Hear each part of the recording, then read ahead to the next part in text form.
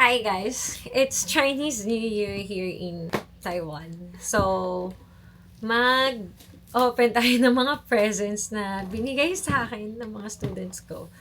So, unahin ko muna yung mga malalamig kasi ilalagay ko na siya sa ref. Kaya, it's a norm here na yung mga parents nagbibigay ng presents or something sa teachers.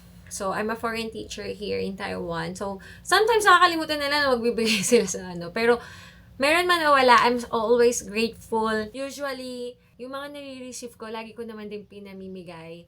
And, nung last year, nandito yung family ko. So, parang yung naging pasalubong nila is yung mga na-receive ko rin dun sa mga parents. So, sabi nga, the more you give is the more you receive. And I always believe na pag may mga blessings tayo na-receive, that means that's the time we give more. Kaya ngayon, magsusort ako kung ano yung mga pwede kong ipabox para mapadala ko sa kanila. And kung uuwi man ako next month or in April. So, let's see. So, start natin dito sa... Ngayon ko lang ito nakita. Yeah! It's a good dessert place dito sa... sa Taiwan. So, yung mga magpapasalubong dyan. At dahil lagi ako nabibigyan ng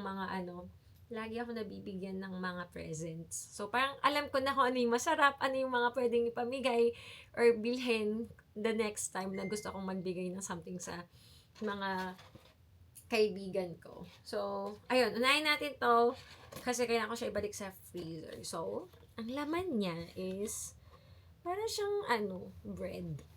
Ito siya sa loob. Tada! So, tatlong flavors na... Sesame. And then, may chocolate and may nayo, which is yung milk. Medyo busy. Yung first day na balik ko ngayon dito sa Taiwan, dahil galing akong Pinas. So, parang, kailangan ko lang umuwi. Kailangan ko lang pumasok para kunin lahat ng presents nila. Next na malamig na binigay sa... hindi naman malamig. Na kailangan ko ibalik sa freezer is this. I think it's Nian Gao. I'm not sure kung ano to. Pero, nakain ko na to sa nung pumunta akong Xiaoliocho. So, parang sa Pinas, it's like kakanin. So, kailangan daw siyang i-freezer. And then, kapag kakainin na, doon mo siya iinitin. So, ayan.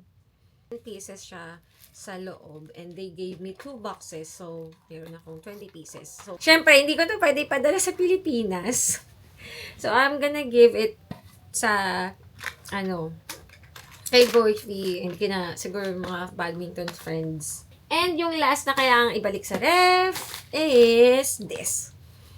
This is the new, packaging ng Amo. So, Amo is one of my favorite brands here in Taiwan.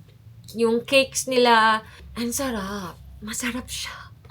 Especially this one. Nabuksan ko na kasi siya kanina kasi para alam ko kung ano yung mga kailangan ko i-ref. I love their macarons. And it's so good. Sorry guys, I'm not sharing this. This is my favorite dessert ng Amo. Actually, mahal siya kapag binili mo. Pero masarap. Yeah. So, I got the cream, the strawberry, and what's green? I'm not sure ano yung green. Pero yeah, I got, maybe it's pistachio. Hindi ko lang. Balik ko lang muna to sa freezer. Tuloy na natin. I also received some cookies from the, yung handmade baking ng Amili. It's actually like the blind bake shop. So, it's handmade and actually may kasama tong cookies na nasa isang can. Hindi ko siya dinala, iniwan ko sa school para yun yung mga kakainin ko kapag nagagutom ako sa school. So, I also received Hiwa Bakery since 1938. And yeah, yung mga parents here, nagbibigay sila ng pagkain na masarap na alam mong subok na ng mga, always trust yung mga Taiwanese taste. I know na iba-iba tayo ng panlasa, pero I like the Taiwanese food kasi. So, this one, mag-expire siya ng April. And maybe ipapamigay ko siya sa mga friends. Kasi may laman siyang 9 pieces. So, I think this is a cake. Next one po, I had the Hong Kong one. But this is an almond cookie. Oh my gosh! Ito yung nakita namin sa yung mahal na binili ng nanay ko. May almond cookie ka na! Kasi may natikman kami sa Macau na almond cookie. So, may mga nagpapa-free taste, diba? Ang sarap! Nung magbabayad na, akala namin, buy one, take one siya. Kasi, yung price is parang nasa 1K peso. Nalaman namin, it's just a small pack for 1,000. I was like, yung nanay ko parang di na kami makalis doon. So, nagbayad na lang kami. And masarap naman kasi talaga. So, oh my gosh, ma! This is for you. Kasi gustong-gusto nila yung almond cookie na natry namin sa Macau. Next. This one, they say it's Taipei's best souvenir. Etong store na to is since 1981. So, goods to, di ba? So, tada! Oh my gosh!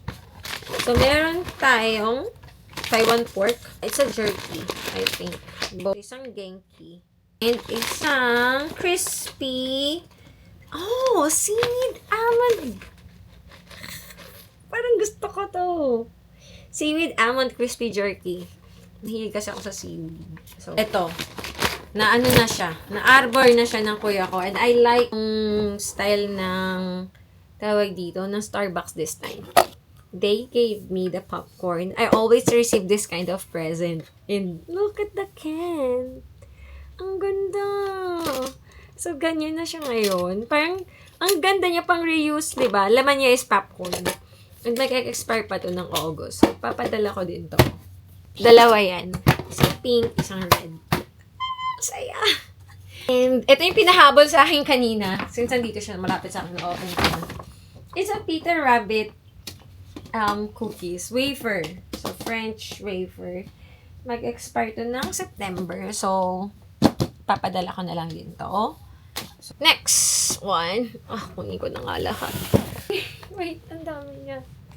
So, meron tayo dito. Lagi ako nakaka-receive ng mga tea. Pero, and also from, Twig nga ba? TWG. So, this is the classic Moon and Sky Tea Collection Black Tea.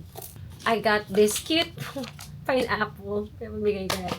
I got another cookie na mag-expire ng March 6. So, ito yung unang-una na nagpapakain. I think it's rabbit.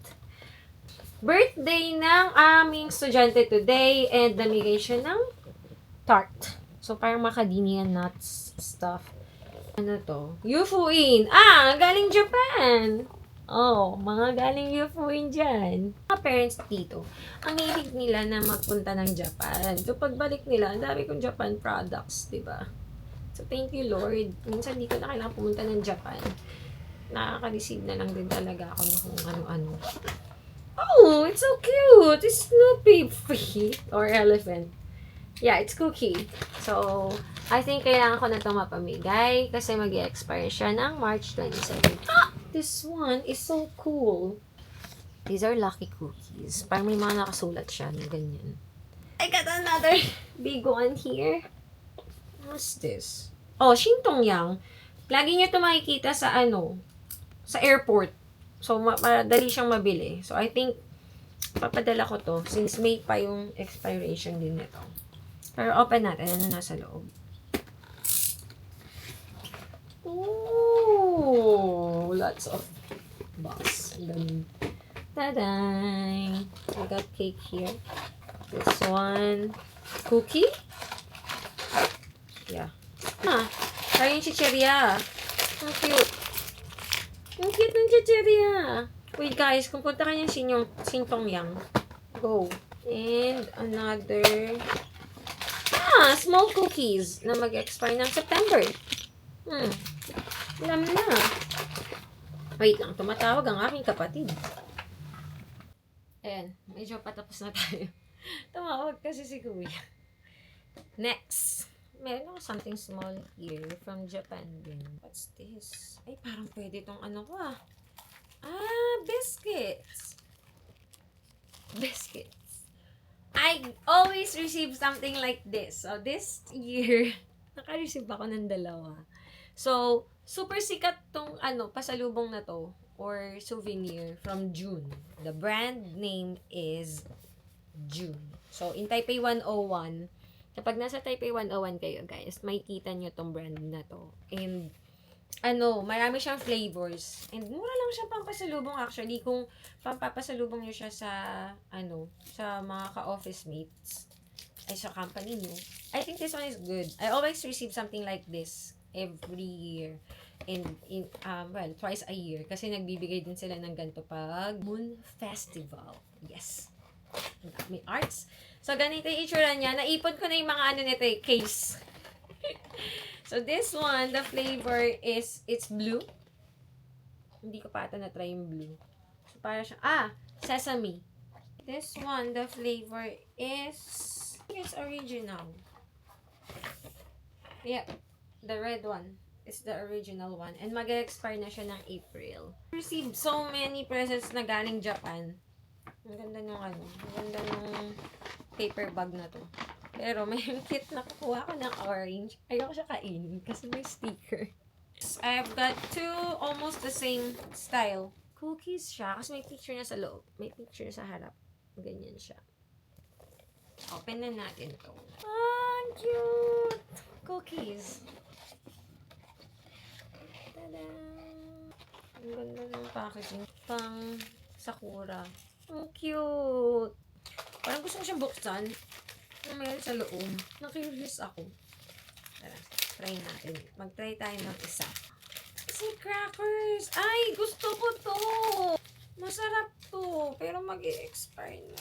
Gusto ko yung mga something salty nila eh. Guys, pagpunta kayo ng Japan, alam niyo na rin. Ganyan yung mga hanapin niyo. Next. Cute na to. Naka-red siya. Nasa ko ano nasa loob. It's also wafer from Japan. Next. Ito ingat na ingat ako mabasag to kanina kasi ayoko siyang masira and I wanna share it din sa mga kaibigan ko. 10 pieces na egg roll. Now, I usually don't recommend na magpadala or magpabox ng egg roll sa Pinas kasi sensitive siya na mabilis siyang madurog. So, hindi ko siya pinapadala usually. Pag may nagbigay sa akin, kakainin ko na lang. Next! Ano to? It's also something from Japan. It's something salty to ulit. Lina and Astor. It's a butter cookie. Papabox ko na lang ito. Yeah. So, that's all for my unboxing ng mga presents from my students, parents. Thank you!